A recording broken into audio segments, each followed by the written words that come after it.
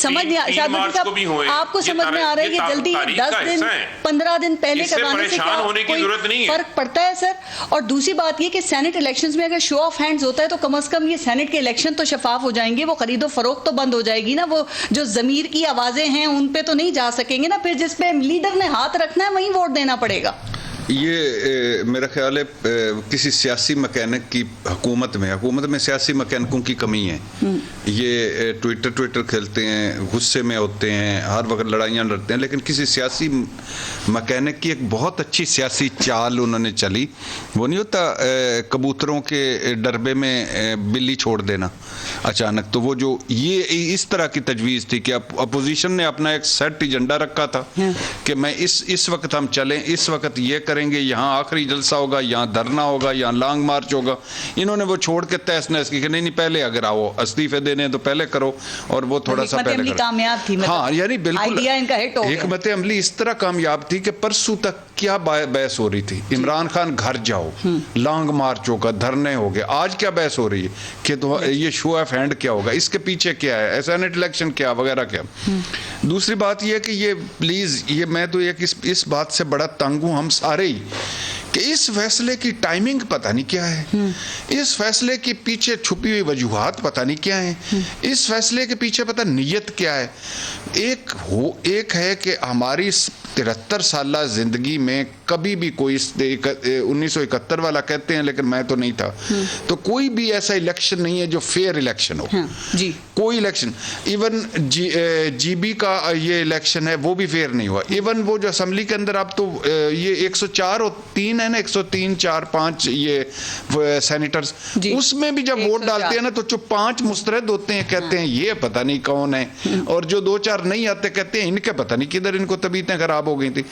तो एक अच्छी बात है, एक अच्छी बात होने जा रही है, शो ऑफ हैंड वो करें एकदम आइए बात। हाँ, तो सवालात तो उठेंगे ना। नहीं देखिए सवालात नहीं, वेलकम कहना चाहिए, वेलकम कहना चाहिए। सारों का मसला ही अगर तो ये सारों का मसला है, ये परवेज रशीद साहब असेंबली में हासिल बिजिंजो साहब के लिए तकरीर कर रहे थे और उनको माजरत कर रहे थे कि 14-15 लोगों ने आपको चीट किया, हमारों ने, मैं माजरत चाहता हूँ।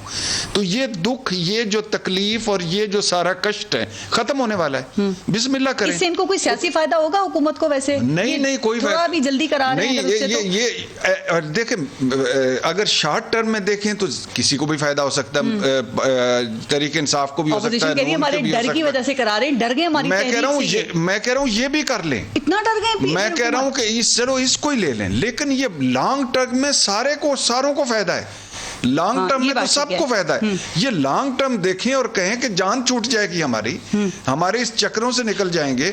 और ये पीएमएलएन हामी है, मौलाना फजल रहमान और जो बिलावल भुट्टो है ना, वो इसके सख्त मुखालिफ। देखें कुछ है सुसाइड अटैक कर जो बम बांध के फिर रहे हैं, वो तो हर चीज को सबोताज करेंगे, लेकिन ये ब्रॉडर पिक्चर में अगर आप चाहते हैं, अभी भी 2.5 साल हो गए हैं, रोना किस पर है कि जाली मैंडेट है, जाली असम्बलियां हैं, जाली निजाम है, लेकिन कोई एक इंतखाबी इस्लाहात की हो, एक की हो, एक भी नहीं, एक कोई कौमी असम्बली वो धानली कमेटी थी वहां गए हो, इलेक्शन कमीशन में गए हो और सुप्रीम कोर्ट में गए। और दूसरी बात, मुझे एक बात समझ नहीं आती कि इमरान खान ने कहा कि हम तैयार हैं, हम करवाएंगे।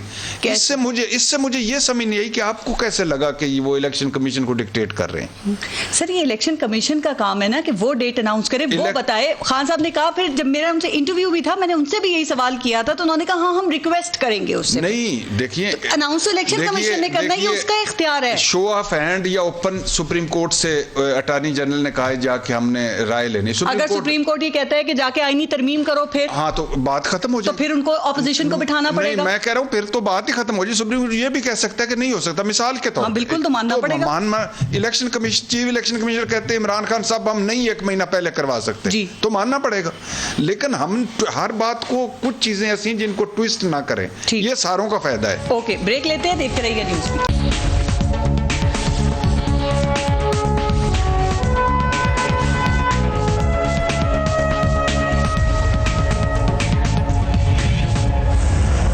अच्छा जावेद लतीफ़ साहब, वज़ीर आज़म इमरान खान ने आपको चैलेंज दिया है। वो कहते हैं कि आप लोग एक हफ्ता, सिर्फ एक हफ्ता धरना देकर दिखा दें, मैं अपने इस्तीफे के बारे में सोचना शुरू कर दूंगा।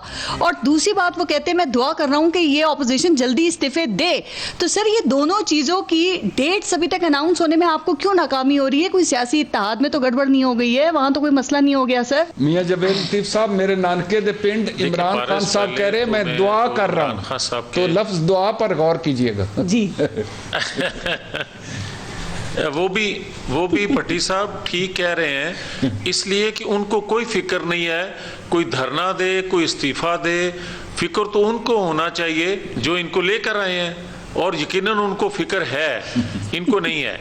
इनको ना कौम की फिक्र है, ना महंगाई की फिक्र है, ना रियासत की फिक्र है, ना रियासत की दुनिया में तन्हाई की फिक्र है। इनको कोई फिक्र नहीं है, बल्कि यहाँ तक कि इनका सुबह रोज़ घर आना, बनी गाला और प्राइम मिनिस्टर हाउस पहुँचाना, ये भी इनका मसला नहीं है, ये भी पहुँचाने वाले पहुँचाते हैं। मगर मैं ये अर्ज़ करूँगा पारिस, बदकिस्मती है कि आज के जो चीफ एग्जीक्यूटिव हैं वो एंटी करप्शन की तरह, FIA की तरह, नैब की तरह समेत दीगर अदारों को जिस तरह 2.5 सालों में इस्तेमाल करते आ रहे हैं, ये इलेक्शन कमीशन से भी वही तवक्को रखते हैं और अपनी मर्जी से उसी तरह इस्तेमाल करना चाहते हैं। और जहाँ तक उनको ये फिक्र नहीं है कि इस्तीफे आ जाएं और वो कहने हैं कि एक हफ्ता ये बैठ जाएं तो मैं इस्तीफा देने की सोच लूँगा। तो एक बात बताऊं जावेद लतीफ़ साहब, वो बड़े कॉन्फिडेंट हैं। वो कहते हैं कि आप लोग इस्तीफे नहीं देंगे, जब इस्तीफे देने का टाइम आएगा आधे से ज्यादा गायब हो जाएंगे। लगता है उन्हें भी पता चल गया आप में से कौन कौन विकेट के दोनों तरफ खेल रहा है। नहीं, लेकिन इमरान खान साहब ने तो ये भी कहा था 50 बंदे मेरे खिलाफ बाहर आ जाएं तो मैं हुकूमत छोड़ दूंगा, तो वो छोड़ी है। पारस एक और चीज़ है, बड़ा स्मार्ट वो खेल रहे हैं, मगर कौम देख रही है कि वो खुद को तो ये समझते हैं कि बड़ा मैं चालाकी से, होशियारी से ये सारी जो है खेल खेल रहा हूँ बतौर एक खिलाड़ी के। मगर जो अदारों के साथ खलवाड़ होता है ना, जो रियासत के साथ खलवाड़ होता है, जो कौम के साथ खलवाड़ होता है, उसके नतायज आने वाली नस्लें भुगतती हैं। मुझे आप ये बताएं कि आज पाकिस्तान के अंदर जो महंगाई है, पाकिस्तान के अंदर जो बेरोजगारी है, आज गैस बिजली के बिल अदा करने की सलाहियत लोगों में खत्म हो गई है। आज हालत ये है कि लोग सोच रहे हैं कि एक वक्त का आटा जो है वो खरीद के लाते हैं तो सुबह की फिक्र होती है कि वो कहां से खरीदेंगे। ये शरीफ आदमी जो हैं, मैं पहले भी बारहा कह चुका हूं कि ये जब तस्वीरें शेयर करते हैं, कुत्तों को एक कीमती फूड देते, एक सेकंड पारस, एक कीमती फूड खिलाते हुए, तो ये उस कौम को जो गरीब कौम है, जो एक वक्त के आटे को लेने के तरस रही है, खरीदने की हिम्मत नहीं उनमें रहेगी, उनका मुंह चढ़ा रहे होते हैं। नूनली को बहुत दर्द है, फिक्र होनी चाहिए, फिक्र उनको है जो इनको लेकर आए हैं। लेकिन बात यह है कि वो जो मोमेंटम बनाया था ना आपने, जो एक हाइप क्रिएट की थी आपने 13 दिसंबर तक के लिए, तो वो अभी लग रहा है कि क्योंकि वक्त पे फैसले नहीं कर रहे आप लोग मियां जावेद लतीफ़ साहब, तो वो ये लग रहा है कि इस वक्त फिर बैक टू स्क्वायर वन चले गए हैं आप, इसलिए ये सवाल हो रहे हैं आपसे। अगर आप ये समझ रहे हैं तो वो कल परसों आपको पूरा शेड्यूल आ जाएगा जो हम पंजाब, खैबर पख्तूनख्वा, सिंध और बलोचिस्तान का शेड्यूल दे रहे हैं। वो रैलियों का, एहतजाजी जलसों का नंबर आप जलसे में अनाउंस कर देते ना, अलग अलग भिजवाने की जरूरत ही नहीं पड़ती। 13 दिसंबर को बताते इस दिन स्पीकर को इस्तीफे देंगे, इस दिन से लॉन्ग मार्च करेंगे। मुझे अंदाजा है कि आप जिस तरह बाकी कौम मुतासर है, आप भी उसी तरह मुतासर होंगी, मगर मैं आपको ये बता रहा हूँ कि इनसे जान आपकी जल्दी छुड़वा देंगे खुदा के फजलो करम से। फर्रुख हबीब साहब, दावे वादे आपने उनके सुन लिए हैं, लेकिन जो उन्होंने महंगाई के ऊपर बात की है ना, वो बात ठीक कह रहे हैं। थोड़ी सी महंगाई कम होने लगती है, आपने 3 रुपए पेट्रोल पे बढ़ा दिए। आपको पता है ना कि जब पेट्रोल की प्राइस बढ़ती है तो फिर ओवरऑल महंगाई होती है। 22 साल में वजीर आजम साहब ने हमें यही सिखाया है।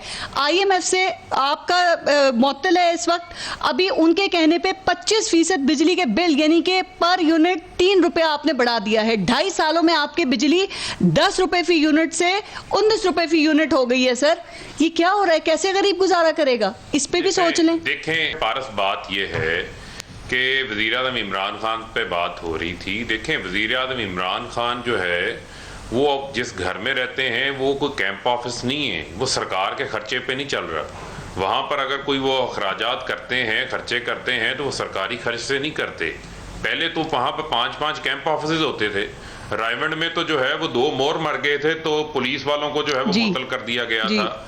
और जो कुछ यहाँ पर होता रहा है, जो लल्ले तलल्ले होते रहे हैं, वो आपके सामने है।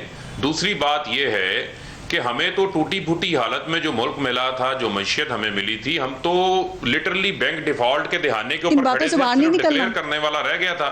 ये एक मिनट मैं उन बातों से 5 साल आपने में यही कहा। आप ये बताएं, आपका अपना ही चैनल जो है वो कल ये चीज रिपोर्ट कर रहा था कि पाकिस्तान जो है वो दुनिया के 30 ममालिक से आगे निकल गया है एक्सपोर्ट्स के अंदर। आपका भारत, आपका बांग्लादेश जो है वो पीछे है। ये हुकूमती पॉलिसीज का नतीजा है कि आज आपकी जो है वो एक्सपोर्ट्स में इजाफा हो रहा है। 3 रुपए क्यों बढ़ाए पेट्रोल में?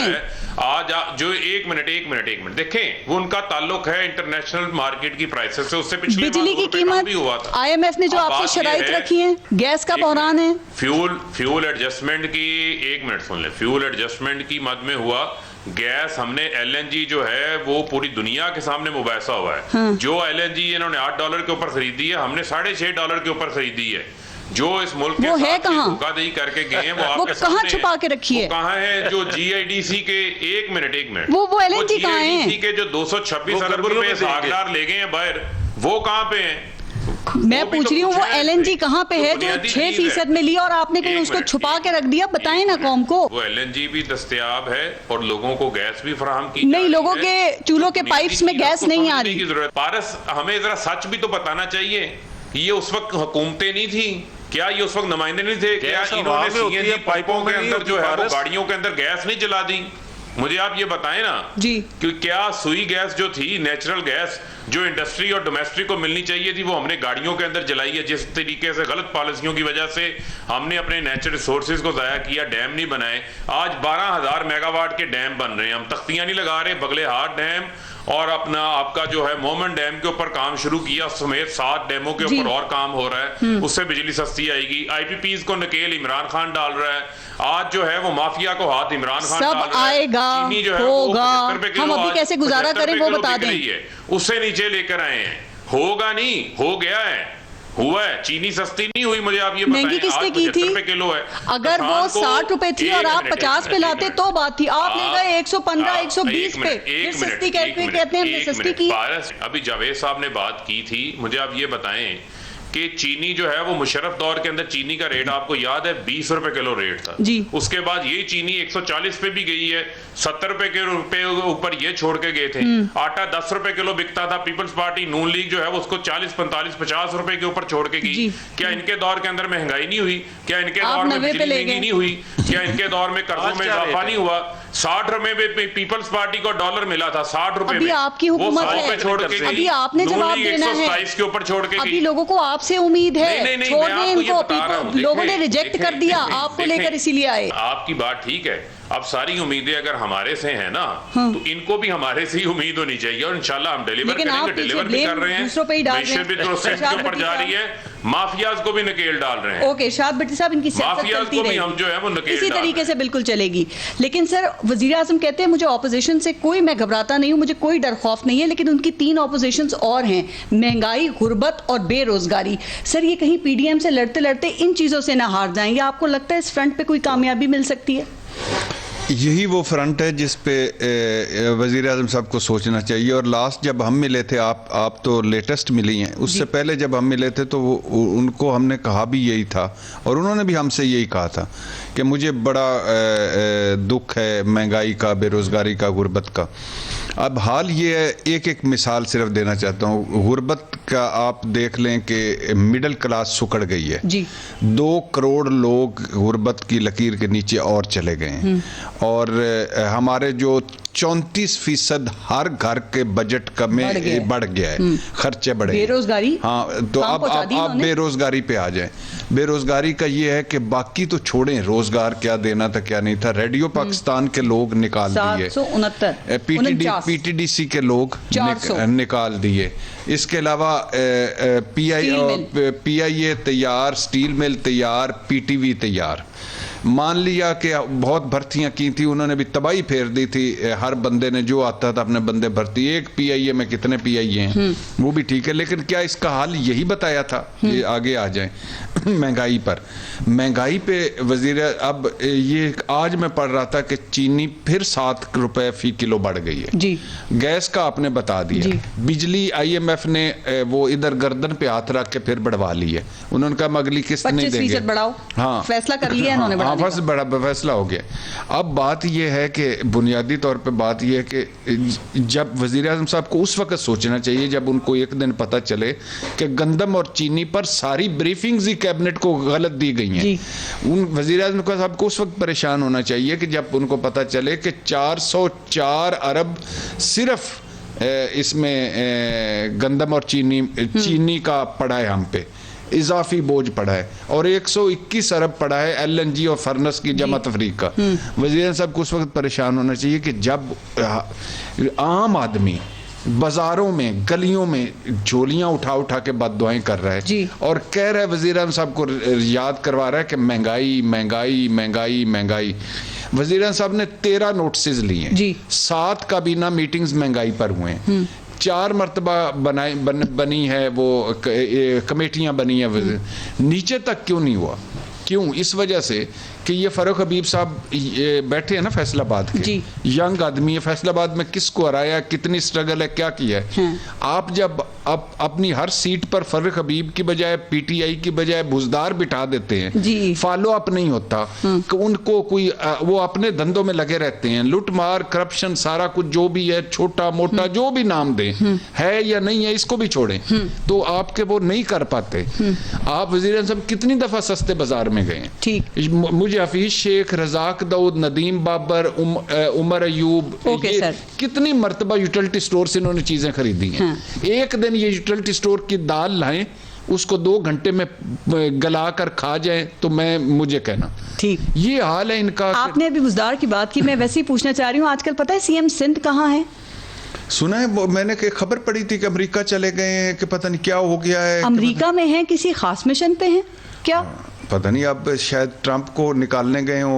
नहीं, ट्रंप तो निकल चुके हैं, लेकिन जो बाइडन आ रहे हैं, जो बाइडन से मिलने गए हो, पता तो मामला बेहतर करना भी तो जरूरी है ना। जावेद लतीफ साहब का ट्रंप बड़े अच्छे दोस्त थे, उनसे पूछें। राइट, अच्छा जावेद लतीफ साहब, जरा टाइम बिल्कुल खत्म हो रहा है, मैं एक चीज आपसे जरा पूछना चाह रही हूँ सर, ये सियासी इत्तेहाद के हवाले से, आपके ये सियासी इत्तेहाद को आप इंतखाबी इत्तेहाद में कन्वर्ट तो कर रहे हैं, आप लोग ये चाहते हैं कि मिलकर इलेक्शन लड़ा जाए, सीट एडजस्टमेंट भी आप लोग कर रहे हैं, लेकिन एक खबर ये है कि पाकिस्तान पीपल्स पार्टी ने आपसे ये डिमांड की है कि हमें पंजाब में कोई 35 या 40 सीट्स दें मुस्लिम लीग नून।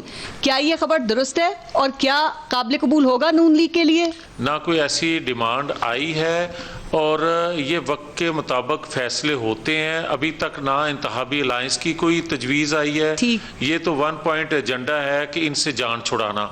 अब एक बात मेरी भी गुजारिश सुन लें, मैं ये बात जो बात आप कह रहे थे उससे पहले मैं ये कहूँगा कि मुझे ये बताएं कि चीनी, आटा, सर टाइम आप खत्म हो ये गया, देखें कि ये चीजें थी पाकिस्तान में सस्ती बेचते हैं, महंगी खरीदते हैं, गवर्नेंस, करप्शन, महंगाई, बेरोजगारी, ये सारी चीजें आम होने की वजह से हमारा बयानिया जो है लोगों को ज्यादा अपील कर रहा है। फारूक हबीब साहब, सिर्फ 18 करोड़ रुपया जो है वो एंटी करप्शन ने जो है वो आटे मिलों से रिकवर किया है पीएमएलएन की हुकूमत के दौरान, जो 2 नंबरी। तो आप इस ब्लेम शिफ्टिंग से ना निकलिएगा प्लीज, 5 साल हो जाएंगे। ठीक, फारूक हबीब साहब, मियां जावेद लतीफ साहब, निकलेंगे, अल्लाह करे निकल जाएं और फिर सोचें इस मुल्क की आवाम के बारे में कुछ। इरशाद भट्टी साहब, बहुत बहुत शुक्रिया आप सबका प्रोग्राम में शिरकत के लिए। अपना और अपने मुल्क का ख्याल रखिए। पारस यहाँ से कोई इजाज़त दीजिए, अल्लाह ने के बाद।